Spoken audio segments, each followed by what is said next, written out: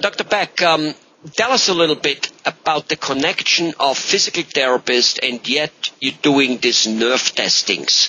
How does that help you treating the patient with physical therapy when you first do a nerve testing, or whichever way it goes? Let us know about that.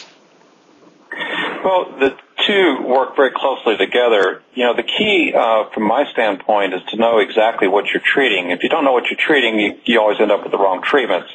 And so to know whether you have a muscle injury versus a pinched nerve or nerve damage or a muscle disease, you frequently have to go through nerve testing first.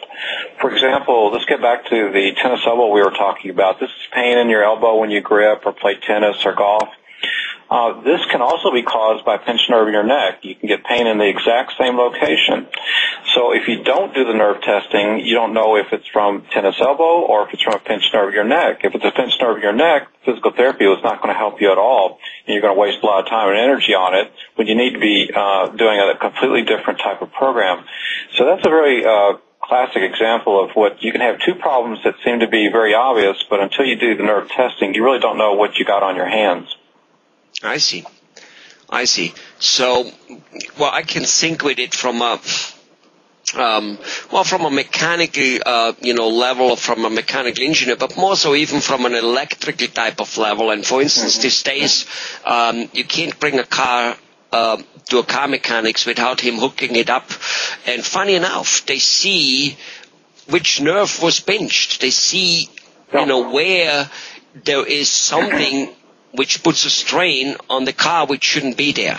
And that may be a cogwheel, that may be whatever it is, that, it shows it and say here, it overloads it. Basically, the overload came from here. And is that kind of like how a muscle from outside, as you clearly said, like the knee is hurting, and you have you have a complete different muscle. Which one was that again? Which is maybe wrong when the knee is hurting?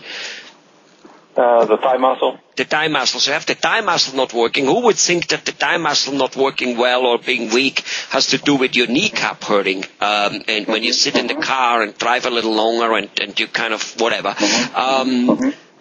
So instead of guessing and pushing, you go and you do a test and you go, this muscle is weak, this muscle is, and again, there are different types of muscle. There are just weak muscles, there are pinched muscles or nerves, I guess, and then there are like systemically ill nerves. And you can make the differentiation which one it is, right? That's correct. For example, let's get back to our elbow pain. Like I said, there is one reason you could have elbow pain is tendonitis. The other is a torn muscle. Another is a pinched nerve in your elbow or a pinched nerve in your neck. And until I actually do the testing, we really don't always know what's going on. So, again, if we're addressing this as a torn tendon and it's really a pinched nerve in your neck, you're really chasing your tail and you're not going to get anywhere. Right. Because obviously we have, and so do I think doctors, even though we know better, but we have a tendency to think the problem is where the pain is. Exactly. And oftentimes it can come from a location far distant from where you're actually hurting. Yeah. Because it's so, you might even be swollen where the pain is, but that doesn't mean it comes from there. Right? It can come 2, 3, 10 inches away or more for that much. Well, it can. And, for example, carpal tunnel is another syndrome that can have several different causes. They call it the double crush syndrome. You can have symptoms in your hand that look like carpal tunnel syndrome. They act like carpal tunnel syndrome. But, again, they may actually be a pinched nerve in your neck. And it could also even be coming from a muscle spasm in your shoulder. And until you actually do the nerve test, you don't know which of those locations is causing the problem. Well, very informative. Thanks a lot. I hope that people watching this video take this to the heart and, for all purpose, start off, especially if there are problems which have not gone away for a while. Tried a few things.